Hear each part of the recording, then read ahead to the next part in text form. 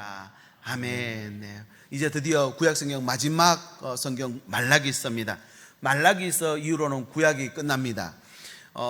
이 기간은 400년 정도 기간으로 잡는데요, 그동안 하나님은 새로운 선지자를 보내시지 않으셨다라고 해서 역사가들은 이 기간을 신구약의 중간기라고 말하는데, 어떤 이들은 조금 이 시간을 암흑기 또 침묵기라고 말하기도 합니다. 어쨌든 구약과 신약 사이에는 커다란 강이 하나 있습니다. 한쪽에는 율법과 선지자 시대이고요, 다른 한쪽에는 예수 그리스도와 복음의 시대가 있다는 것입니다. 결론적으로 보면은 이 세 시대의 준비기이자 메시아 대망의 시기로 그 침묵기와 암흑기를 보냈기 때문에 새 역사를 열 수 있었고요, 인류 역사에서 자막을 한번 보여주시죠. 기원 전과 기원 후로 나누는 아주 중요한 시기를 우리 이스라엘 백성들이 겪게 된 것입니다. 기원 전, before Christ죠. 그리스도 이전 시대, 그리고 AD, 아노 도미니, 그래서 주님의 해로 넘어오게 되었다는 기원 후를 말해주고 있습니다. 여러분, 우리 인생에도 강이 있습니다. 생로병사, 희로애락을 겪게 될 때마다 우리 앞에 있는 큰 강을 우리가 느끼게 됩니다. 그래서 어떤 다큐멘터리 영화에도 예전에 한번 노부부의 사랑을 그린 영화가 있죠. 니마 그 강을 건너지 마오라고 하며 그 절규하며 보고 싶어 울며 그렇게 있던 할머니의 모습을 잊을 수가 없습니다. 하지만 그렇게 건너지 마오라고 하는 그 강도 누구나 예외 없이 건너가야 합니다. 여러분, 어떻게 그 강을 건너가실 계획이 있으십니까? 아니면 혹시 그 강 앞에 서 계신 분 안 계신지요? 어떤 계획을 갖고 계십니까? 이런 우리 인생이 찾아온 암흑기, 침묵기의 시간들은 우리 인생을 마치는 종착역이 될 수도 있지만 새로운 출발을 할 수 있는 아주 중요한 터미널이 될 수 있다는 것도 여러분 기억해 주셔야 되겠습니다. 기원 전에서 반드시 기원 후로 넘어가야 합니다. 기원 후로 넘어가면 주님의 새로운 시대가 시작되는 것입니다. 하나님은 오늘 또 그 너머로 저와 여러분을 초청하시는 줄 믿으시기 바랍니다. 인생이 과거에서 끝나면 안 됩니다. 반드시 미래로 이어지는 것이 우리를 창조하신 아버지의 뜻입니다. 우리에게 생명 주신 그분은요, 과거로 끝나는 게 아니라 우리 인생이 이 강을 넘어서 영원에 잇대어 하나님 앞에 서게 되기를 소망하시는 것입니다. 여러분, 성경은 그래서 우리 인생에 반드시 건너야 할 강, 죽음의 강이라고 할 수 있죠. 이 강이 있음을 보여주면서 그것을 건너가게 하는 다리가 있는데 바로 언약의 다리라고 말씀해 주고 있습니다. 여러분, 이 언약의 다리가 없다면 우리는 그 강을 넘어설 수 없습니다. 하나님은 두 시대를 잇는 언약의 다리를 그 중심에다가 세워놓고 계시는데, 이 언약이라는 다리가 없으면 우리의 발걸음은 그 강 앞에 멈출 수밖에 없다는 것입니다. 우리는 이 다리를 건너야만 약속의 땅, 하나님이 주시는 준비하신 최종 목적지에 다다르게 되는 것입니다. 바로 이 구약의 말라기서 끝부분을 통해서 하나님이 오늘 또 그 강 앞에서 주시는 말씀을 여러분 오늘 내게 주는 말씀으로 들으시면 좋겠습니다. 말라기 선지자가 부름받은 때는 주전 5세기 후반입니다. 그러니까 제2성전이 완성된 지 70년 지난 때라고 해설을 하고 있는데, 70년 바벨론 포로기를 마치고 돌아온 그들이 성전과 성벽을 재건한 후 70년이 지난 때입니다. 그러니까 성전만 완공되면, 성벽으로 그 성전을 지키기만 하면 무슨 일이 일어날 것이고 이전의 영광을 되찾을 것이라 생각했던 그들은 실망에 빠지게 됩니다. 왜냐하면 그들은 여전히 제국의 치하 앞에서 고달픈 삶을 이어갈 수밖에 없었기 때문입니다. 그들의 마음에는 이런 생각이 듭니다. 하나님 과연 나와 함께 하시는가? 하나님은 우리를 언약의 백성으로 지금 알고 계시는가? 이 언약은 정말 유효한 것인가? 라는 질문을 던지게 됩니다. 오늘 또 우리가 삶의 현장에서 주일날 교회 나와 하나님 앞에 예배드리고 은혜 받고 돌아갑니다. 그런데 돌아가 보면 삶의 현장은 여전히 힘들고 어렵지요. 여러분, 그럴 때 어떤 생각이 드십니까? 이스라엘 백성들도 마찬가지였습니다. 불안한 질문들이 자꾸만 마음을 채웁니다. 옛 영광은 어디론가 사라지고 오랜 포로 생활을 통해서 그들이 보았던 그 제국의 위용과 영광 앞에서 자신들의 모습은 너무나 초라한 거예요.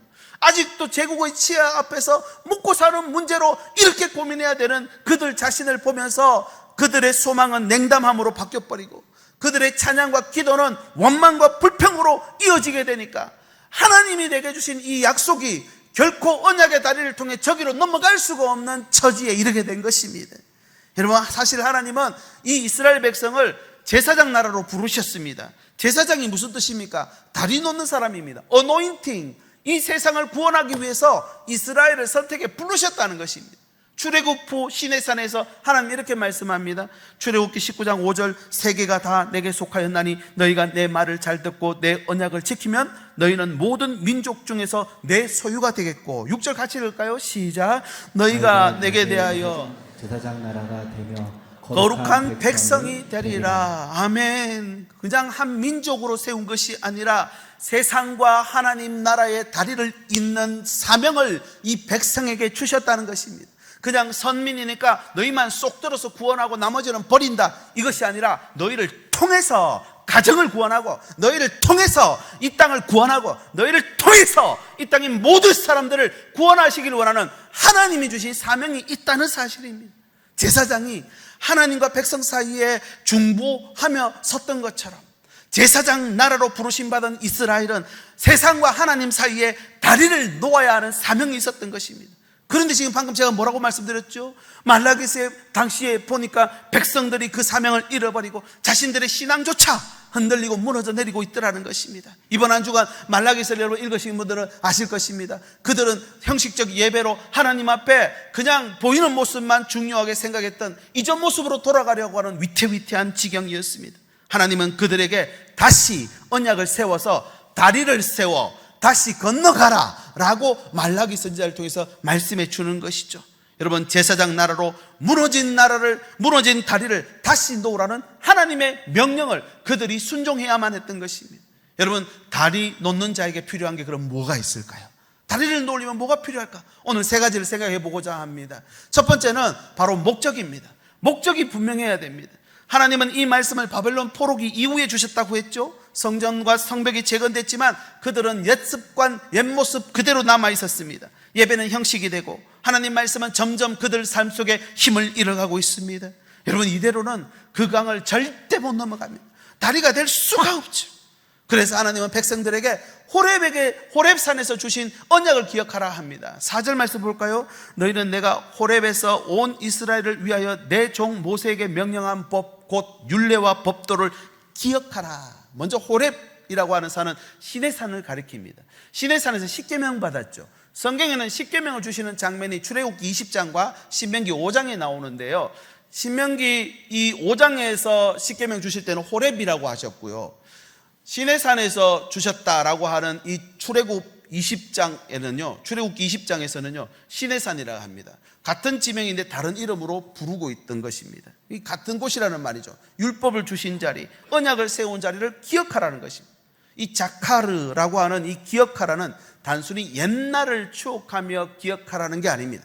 부모님이 자녀에게 네 동생들을 부탁한다, 유언하시고 돌아가셨어요. 힘들고 어려운 삶의 정황들이 있지만 이 큰형은 동생들을 끝까지 공부시키고 결혼시키고 다스립니다. 그렇게 건사합니다. 왜 그렇습니까? 부모의 유언, 부모의 말을 기억하기 때문에 그런 것입니다. 여러분, 기억은 그런 것입니다. 자신의 주신 이 삶을 기억하면 살아내는 거예요. 하나님이 우리 삶에 주신 목적을 기억하면 아무리 힘들고 어려워도 살아낼 수 있는 줄 믿으시기 바랍니다.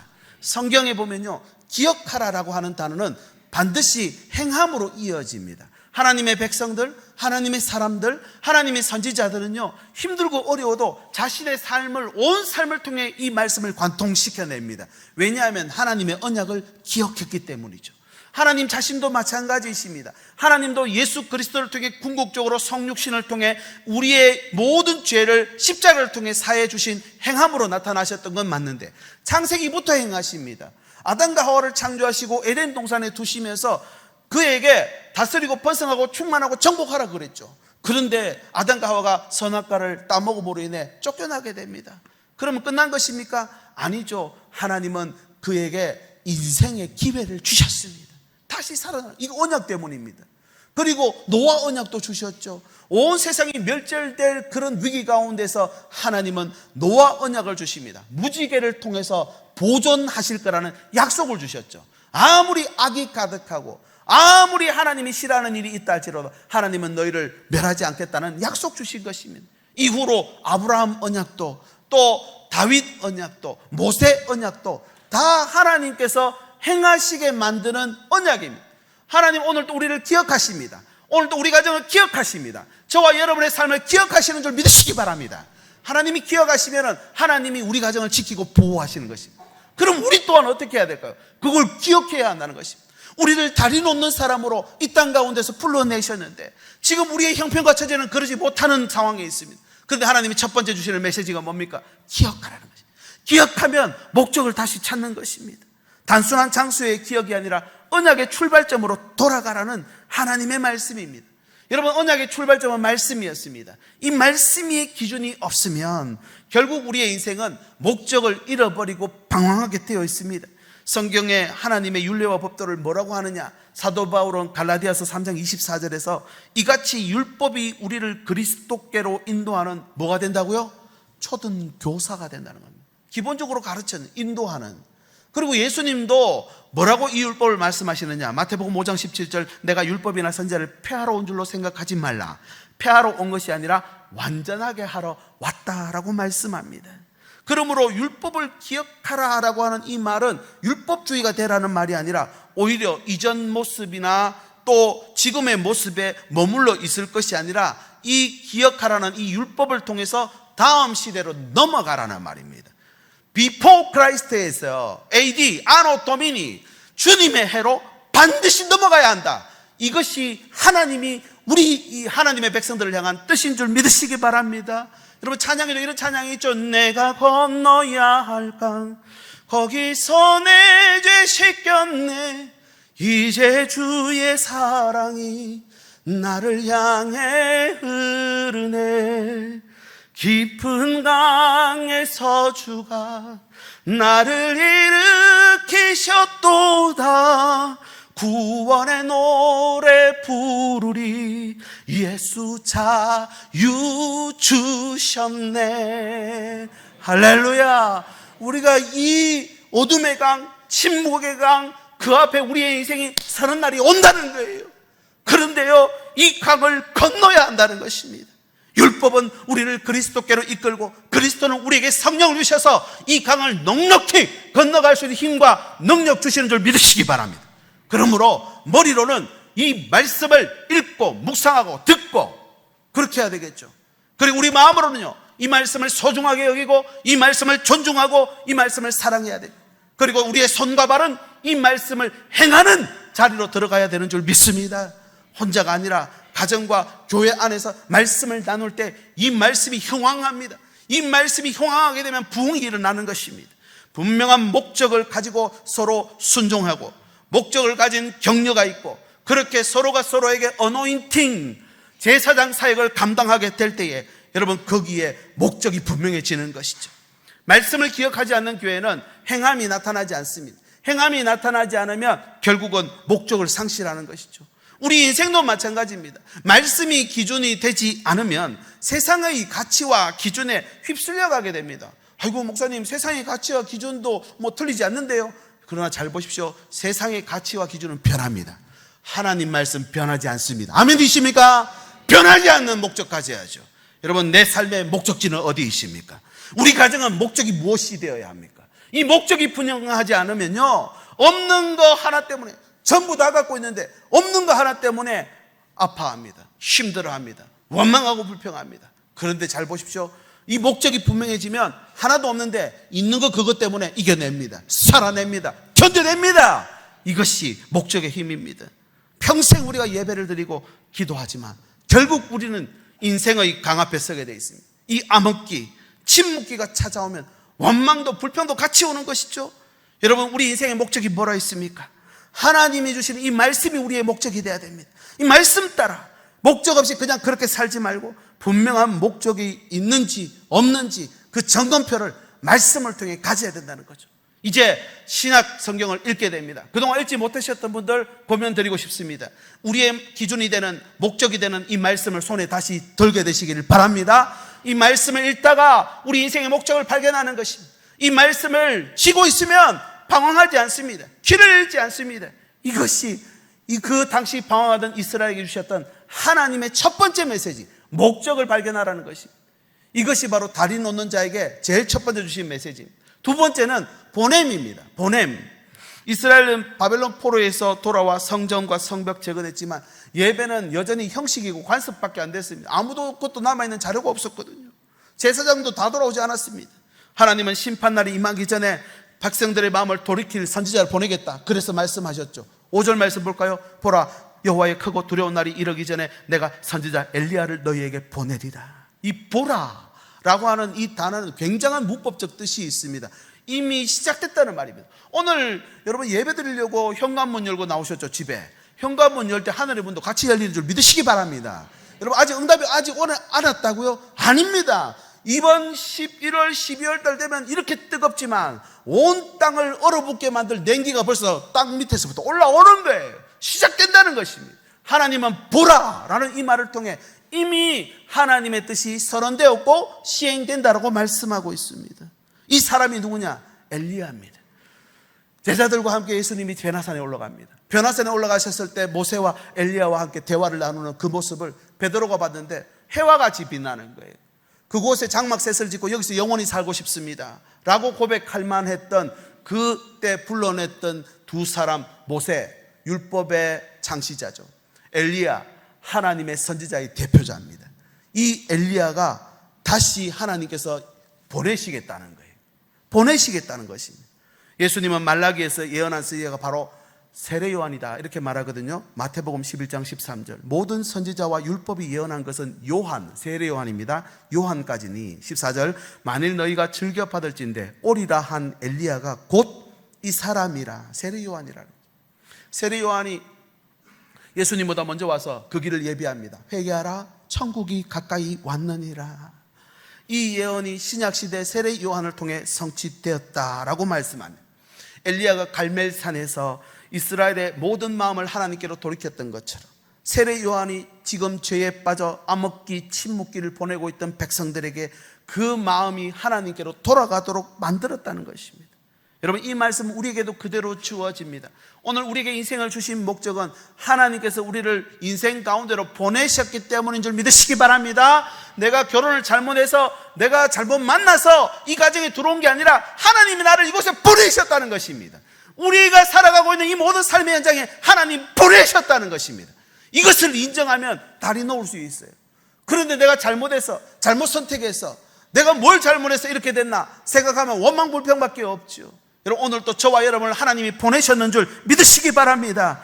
여호와의 크고 두려운 날이 이르기 전에 하나님은 그 백성들에게 엘리야를 보내신 것처럼 나도 너희를 보내겠다 하시는 겁니다. 복음을 전하고 회개를 촉구하며 사람들의 마음을 하나님께로 돌리는 사역이 바로 보내는 자에게 주신 것입니다. 마치 어두운 밤에 비행기가 활주리의 빛을 따라 안전하게 내릴 수 있는 것처럼 하나님께서 보내는 사역자와 교회는 세상에 주님이 오실 수 있도록 방향을 제시하는 불빛과도 같습니다. 다리 놓는 자에게 그래서 필요한 건 빛이죠. 그런데 여러분 핸드폰도 마찬가지지만 랜턴도 배터리가 다 되어가면요 희미해집니다. 점점 불이 약해지는 것이죠. 우리가 인생을 살아가다 보면 침묵의 강, 암흑의 강 앞에 서면 희미해집니다. 내가 믿는 게 진짜 맞나 아닌가 싶은 생각이 들 정도로. 여러분 보십시오. 마태복음 6장 23절 네게 있는 빛이 어두우면 그 어둠이 얼마나 더하겠느냐. 빛이 약해지면 어둠이 더 세진다는 거죠. 그 불빛이 꺼지면 결국은 방황하고 길을 잃게 됩니다. 어둠 속에도 불을 꺼뜨리지 않고 그 불빛을 계속해서 비추라는 이스라엘 백성들을 향한 말씀이죠. 로마서 10장 14절에 그런즉 그들이 믿지 아니하는 일을 어찌 부르리요 듣지도 못한 일을 어찌 믿으리요 전파하는 자가 없이 들으리요. 우리 가정에 아직 이 복음을 듣지 못한 사랑하는 가족이 있다면 여러분 그 복음의 빛을 더 밝게 빛나게 하시길 바랍니다. 이것이 하나님이 보내는 자에게 주시는 사명입니다. 이 귀한 일을 엘리야처럼 보내는 자에게 맡기셨다는 거죠. 좋은 곳으로 보내지 않습니다. 편하고 행복한 곳으로 보내지 않습니다. 화려한 곳, 좋은 곳보다 아파하는 곳에, 어둠이 심한 곳에 나를 빛으로 삼아 보내신다는 것입니다. 찬양에 이런 가사가 있죠. 아버지 당신의 마음이 있는 곳에 나의 마음이 있기를 원합니다. 아버지 당신의 눈물이 있는 곳에 나의 눈물이 있기를 원합니다. 아버지 당신이 바라보는 영혼에게 나의 두 눈이 향하길 원하고, 아버지 당신이 울고 있는 어두운 땅에 나의 두 발이 향하길 원합니다. 여러분, 55분이 금요일 토요일 그 뜨거운 그 태양볕 아래 정말 나하고는 전혀 생면부지의 사람들에게 가서 복음을 전하는 것 자격이 있고 조건이 됐어일까요? 아니요. 하나님 보내시니 가는 겁니다. 하나님 복음 들고 가는 것입니다. 분명히 믿는 것은 그 땅에 하나님의 놀라운 사닥다리가 이어지게 되었는 줄 믿습니다. 반드시 열매 맺을 수 있도록 여러분 기도해 주시기를 부탁을 드립니다. 그리고 우리도 마찬가지입니다. 우리도 다리를 놔야죠. 우리도 주님을 주시는 예비하시는 그 길을 만들어 가야죠. 오늘 또 그래서 그런 사명을 주시기 위해 우리를 세상 한가운데 두시는 거예요. 안양중앙시장 한가운데 두시는 거예요. 안양 땅 한가운데 두시는 거예요. 내 환란이 있고 어려움이 있는 이 가정, 문제투성인 가정 한가운데 나를 두신 거예요. 이거를 믿으면 다리 놓을 수 있는 거예요. 교회는 결코 세상과 담을 쌓고 우리끼리만 모이는 곳이 아닙니다. 밖으로 나가야 합니다. 목장 모임, 오늘 작은 모임 한다고 했는데, 여러분 나하고 친한 사람, 나하고 맞는 사람하고만 목장 모아주면 얼마나 좋겠어요. 모이지 말라고 해도 모이시겠죠. 그런데 여러분, 왜 맞지도 않는 사람, 어색한 사람, 말만 하면 다투고 갈등이 있는 사람들과 모아놨을까요? 다리 되어주라고 그런 것입니다. 나를 거기 보내주신 것입니다. 주님이 우리를 보내셨습니다. 요한복음 20장 21절, 아버지께서 나를 보내신 것 같이 나도 너희를 보내노라. 할렐루야. 가서 좋고 신나고 즐겁게 놀다가 올 것 같으면 상관없어요. 힘들고 어렵지만 주님이 아파하는 곳에, 주님의 눈물이 있는 곳, 주님이 없는 어두운 그 땅에 나를 보내시면 반드시 상급이 있는 것입니다. 빛이 없으면요 암흑천지입니다. 이번에 휴가를 갔는데 숙소를 하나 얻었는데 너무 예쁜 거예요. 이야, 여기서 살면 좋겠다. 그러고 들어갔어요. 해 떨어졌는데요, 암흑천지, 현관문 밖으로 한 발짝도 못 나왔어요. 빛이 없으니까. 빛이 있어야 되는구나. 빛이 있어야 되는구나. 여러분, 빛이 있으면 어둠 속에도 길을 찾아다닙니다. 오늘도 해가 떨어질 겁니다. 근데 왜 다닙니까? 자동차 헤드라이트가 있으니 운전하시죠. 가로등이 있으니까 걸어 다니시죠. 빛이 아무것도 없다 생각해 보십시오. 다닐 수가 없습니다. 세상을 비추는, 그래서 빛이 되라고 하셨죠. 가정에서 우리는 빛입니다. 믿으시기 바랍니다. 내가 빛이에요. 빛을 내면 되는 거예요. 직장에서도, 사회 속에서도, 우리 목장 안에서도 빛이 있으면 되는 거예요. 여러분, 서로에게 빛이 되어주면 됩니다. 이 빛을 잃어버리면 세상은 더 어둠 속에 빠진다 했습니다. 보냄받은 자의 사명은 결코 가볍지 않습니다. 우리를 보내신 이유는 잃어버린 자를 구원하고 무너진 관계를 회복하고 다리를 놓아 다시 세우기 위함임을, 그래서 우리 모두 그 어둠의 강, 또 암흑의 강, 침묵의 강을 넘어가게 만들도록 하나님 우리를 보내셨다는 것입니다. 마태복음 5장 14절, 너희는 세상의 빛이라. 산 위에 있는 동네가 숨겨지지 못할 것이요. 저기 깊은 산속 골짜기에 숨어있는 동네도 빛이 비치면 다 찾아낸다는 것입니다. 오늘도 저와 여러분을 빛으로 부르셨습니다. 우리 교회를 빛으로 부르셨습니다. 왜 한꺼번에 이렇게 모아놨을까요? 빛이 모이면요 엄청 밝습니다. 아시죠? 가로등이 이렇게 발라 뜯어보면요 LED가 많이 모여 있어요. 작은 LED들이 많이 모였으니 빛이 밝아지는 것이. 여러분, 오늘 또 밝게 비추라고 우리 신일교회로 우리를 모아주셨는 줄 믿으시기 바랍니다. 여러분, 빛된 사명 감당하기 위해서 그곳에 우리를 보냅니다. 우리는 보냄받은 자입니다. 아멘이십니까? 가정에 들어가서 빛을 비추고 삶 속에서 빛을 다시 회복하게 되시기를 바랍니다. 마지막 세 번째는 연결입니다. 6절에 보니까요, 그가 아버지의 마음을 자녀에게로 돌이키게 하고 자녀들의 마음을 그들의 아버지에게로 돌이키게 하리라. 여기 부모와 자녀 관계처럼 보이지만 사실은 세대와 세대 간의 관계를 말하고 있습니다. 아버지는 먼저 믿음을 경험하고 그것을 다음 세대로 전수하는, 그리고 자녀는 그 아버지의 믿음을 상속받아서 다시 이어갈 수 있는 세대를 가리키는데, 앞선 세대가 다음 세대에게 믿음의 유산을 전수해주고 다음 세대는 그 앞선 세대의 신앙을 인정하고 존경하고 받을 때에 그때 함께 손잡고 손에 손잡고 벽을 넘어서 넘어가는 거예요. 세상에도 그렇잖아요. 세상의 어려운 일들도 세대와 세대 간의 연결이 일어나면요 거기서 엄청난 효과가 일어납니다. 같이 손잡고 가는 거죠. 여기 또 돌이킨다, 슈브라고 하는 단어인데 이런 뜻입니다. 방향을 바꾼다, 회복한다, 돌아간다. 그러니까 돌려준다는 거, 회복한다는 것입니다. 다리를 놓으면요, 자녀와 부모 세대가 회복돼 버린다. 그리고 무엇보다도 부모의 마음이 자녀에게로 돌이켜진다. 이 땅을 향한 심판, 징계가 여러분 이 다리 놓는 사람을 통해서 화목 제물이 되어서 완충지대가 되어서 구원의 회복의 영광을 나타낸다는 것입니다. 하나님은 세대 간 사랑과 신뢰가 회복되고 연결되기를 원하십니다. 그래서 창세기 가보면요, 이 야곱이 아버지 형 속이고 도망가다가 하나님 만납니다. 꿈에 만납니다. 한번 보실까요? 창세기 28장 12절 13절 같이 제가 읽어보겠습니다. 꿈에 본 적 사닥다리가 땅 위에 서 있는데 그 꼭대기가 하늘에 닿았고 또 본 적 하나님의 사자들이 그 위에서 오르락 내리락 하고 13절 같이 읽을까요? 시작. 또 본 적 여호와께서 그 위에 서서 이르시되 나는 여호와니 너의 조부 아브라함의 하나님이요 이삭의 하나님이라. 하나님이 하늘과 땅을 연결시켜버려요. 사닥다리를 딱 보여주시면서 아버지 하나님이 내가 너의 하나님이 된다. 세대가 연결되어 버렸죠. 여러분 이것이 하나님이 원하시는 겁니다. 오늘 오후 예배를 세 번째 우리 작은 예배로 모이게 됩니다. 먼저 함께 모이기를 힘써주신, 그동안 2번 모여주신 우리 목장원들과 목장 리더들께 진심으로 감사를 드립니다. 또 오늘 모이기로 계획한 분들이 있죠. 하나님께서 그 위에 하늘에 연결된 사닥다리를 연결해 주시는 줄 믿으시기 바랍니다. 결코 쉬운 일 아닙니다. 그런데 노력해야 됩니다. 무엇을요? 연결을 위해서 노력해야 됩니다. 교회는 연결하는 곳입니다. 우리 온 성도들이 서로 연결되면요, 여러분 이 다리를 넉넉히 건너가는 것입니다. 이 강을요.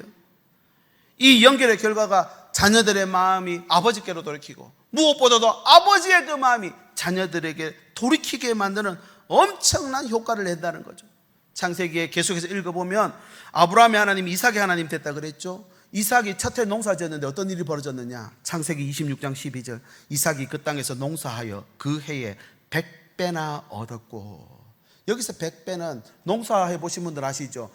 낫 아래 100개가 열리면 맥시멈입니다. 최대로 많이 열린 겁니다. 100배. 그러니까 하나님께서 이삭에게 첫 사회생활 시작했고 어떤 프로젝트 진행했는데 100배 맥시멈을 주셨다는 겁니다. 오늘 저와 여러분의 기도 가운데 있는 자녀들에게 이 놀라운 축복이 함께 하시기를 축복합니다. 왜 이게 가능하냐면 세대와 세대 간에 연결되면, 아버지의 기도가 자녀에게 상달되면, 아버지의 믿음이 자녀에게 이어지면 하나님은 100배의 축복 주시다 그랬습니다. 여러분 이것이 오늘 또 우리에게 주신 복인 줄 믿으시기 바랍니다. 우리 가정의 기도에는 모든 기도가, 모든 약속이 자녀들에게 상속되길 바라고, 우리 교회 70년 역사, 이 모든 기도의 열매들이 우리 다음 세대들에게 전수될 수 있기를 바라고, 더 나아가서 창세기부터 요한계시록까지 하나님 전 세대를 아울러 주신 약속이 저와 여러분에게 전수되어서 진정한 상속자가 될 수 있기를 바랍니다. 이렇게 되면요, 세상이 시기를 합니다. 그 땅 왕이었던 아말렉이요, 떠나라 합니다. 너 좀 떠나달라 그럽니다. 이 창세기 28장 26장 말씀 이 뒷부분에 보면 이삭이 계속 양보를 하는데요, 떠나라 하는 그 땅에 아버지 우물이 있었어요. 우물은 그 당시에 우리가 일반적으로 물 떠먹는 약수터 아닙니다. 삶의 기반이고요, 생업의 모든 것들이 할 수 있습니다. 오늘날로 치면 땅을 파면 온천이 나온 거예요.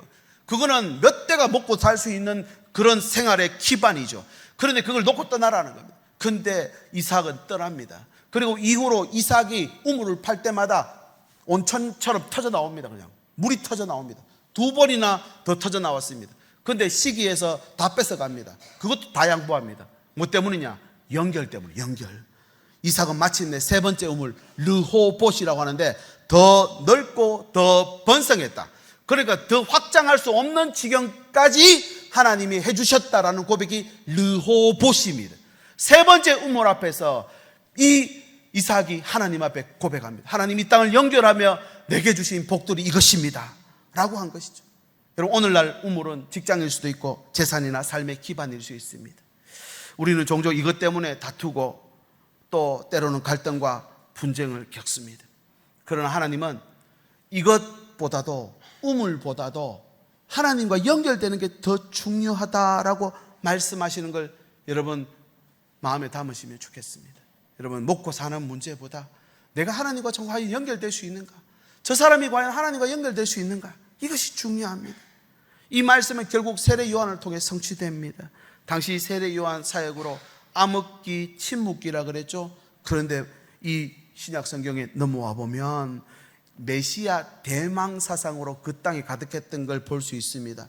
예슈와, 예수라는 이름, 구원자라는 이름이 그 땅에 있는 사람들이 요즘 뭐 철수와 영이 이렇게 이야기하기도 하지만 그만큼 많았습니다. 십자가에 못 박을 사람을 선정할 때 예수와 바라바 중에 택해라 했는데 이 바라바도 바라바 예수예요, 이름이. 그만큼 예수가 많았다는 거죠. 메시아를 대망했다. 당시 처녀들이 결혼을 안 하고 많이 기다렸습니다. 왜냐하면 동정녀 탄생이 예고되어 있었거든요. 수태고지. 그랬더니 그것을 이 유대 전생에 보면요, 결혼 안 하고 기다렸던 처녀들이 그렇게 많았다는 것입니다. 도덕적 권면이 아닙니다. 하나님과 땅을 연결하는 이 세례 요한의 사역이 통했다는 것입니다. 오늘날도 저와 여러분을 이 가정에 연결자로 보내주셨는 줄 믿습니다. 우리는 축복의 통로로 우리를 하나님께서 이 땅에 보내셨는 줄 믿으시기 바랍니다. 하나님과 연결하는 사역. 혼자가 익숙한 시대가 보니까 조금만 작은 일에도 사람들의 마음이 멀어지고 깨집니다. 세대 갈등, 지역 갈등, 이념 갈등, 빈부 갈등 너무나 심하잖아요. 기성세대와 다음 세대는 더 이상 섞일 수가 없습니다. 하나님은 이 장벽을 허물기를 원합니다. 무엇을 통해서 그럴까요? 우리 교회 사역을 통해서 어노인팅 사역을 해야 됩니다. 연결할 수 있어야 됩니다. 이번 한 주간도 말씀을 통해 하나님과 연결되시길 바랍니다. 연결된 걸 가지고 가정에 들어가서 연결하고 목장을 연결하고 오늘 또 한 사람 정해가지고 여러분 그분에게 연락하고 만나고 메시지 보내고 이게 연결하는 겁니다. 혼자 하니까 힘드시죠? 그래서 목장 모임 하는 겁니다. 목장 모임에서 자녀 자랑하고 내가 왕년에 어땠고 이거 자랑하라고 목장 모임 하는 거 아니에요. 여러분 목장은 연결하는 곳입니다. 들어주는 곳입니다. 품어주고 이해하고 격려하고 사랑하는 것이 목장 모임입니다. 여러분 그렇게 해야지 하나님과 연결이 된다는 것입니다. 여러분 오늘 부디 바라기는 오늘 모이는 모든 목장 모임이 하나님과 연결되고 우리 서로 믿음의 백성들이 연결되는 복된 시간 되시길 예수님의 이름으로 축복합니다. 이제 말씀을 정리합니다. 그 강을 하나님은 바라보고만 있게 하지 않으시고 건너가게 하십니다. 이 건너가게 하시는 궁극적인 주체, 그 다리는 바로 예수 그리스도이십니다. 아멘이십니까? 예수의 이름 붙잡으면 다 넘어갑니다. 그 어떤 상황도 누구든지 주의 이름을 부르는 자는 넘어가게 되어 있습니다. 여러분 예수 안에 과거와 미래가 있고 이해할 수 없던 고난이 연단과 소망으로 이어지게 만드는 것이. 그러면 이 다리를 놓는 우리에게 필요한 게 뭡니까? 세 가지 말씀드렸죠. 첫 번째는 목적이 있어야 돼요. 두 번째는요 보냄받은 자라는 것. 세 번째는요 연결되는 것입니다. 인생의 목적을 새롭게 붙잡으시고 세상의 한복판에 보냄받은 자다 믿으시고 그리고 세대와 세대를 연결하는 하나님께 돌리는, 그래서 험한 세상의 다리 되어 라고 하는 유명한 노래가 있잖아요. 여러분 우리 다 다리로 부르셨습니다. 다리 놓는 자에게 필요한 것 여러분 꼭 기억하셔서 하나님 앞에 오늘 또 진정한 사명 감당하는 우리 모든 성도들 되시길 예수님의 이름으로 축복합니다. 우리 같이 기도할까요? 주님, 제가 언약의 다리를 놓겠습니다. 제 가정과 교회와 이웃 사이에 다리가 되겠습니다. 끊어진 마음을 이어주고 어둠을 밝히며 복음 전하는 다리로 살겠습니다. 우리 같이 한번 기도하시고 찬양 드리겠습니다. 하나님 아버지, 오늘도 우리에게 이 주신 말씀을 마음에 담습니다. 말라기 선지자를 통해서 마지막 시대, 끝나는 시대 앞에서 하나님 다시 새 시대를 열 수 있는 귀한 언약의 다리를 주시니 감사합니다. 이 다리를 놓으며 살기를 원합니다. 가정과 이웃과 교회 앞에 하나님 다리로 살겠습니다. 끊어진 마음을 이어주고 어둠을 밝히는 복음을 전하는 다리로 살아갈 수 있도록 주님 인도하여 주시옵소서. 보냄받은 자로 부르시고 세상 속에 복음을 전하는 빛으로 세워주시고 무너진 마음을 다시 이어지고 끊어진 관계가 다시 연결되는 복음의 다리 저희들 될 수 있도록 인도하여 주시옵소서. 예수님의 이름으로 기도드립니다. 아멘. 우리 자리 모두 일어나셔서 함께 이 찬양 믿음으로 고백합니다. 우리의 소원이 하나 있네. 주님 다시 오실 그날까지 우리 가슴에 새긴 주의 십자가 사랑 나의 교회를 사랑케 하네. 주의 교회를 향한 우리 마음 희생과 포기와 가난과 고난 하물며 죽음까지 우릴 막을 수 없네. 우리 교회는 이 땅의 힘. 우리 두 손 높이 들고 고백합니다. 교회 내게 예배 내게 우리 사용하소서. 진정한 부흥의 날 오늘 임하도록 우리 사용하소서. 우리 아멘 아멘. 성령 안에 예배하리라. 성령 안에 예배하. 주님 주시는 자유의 마음으로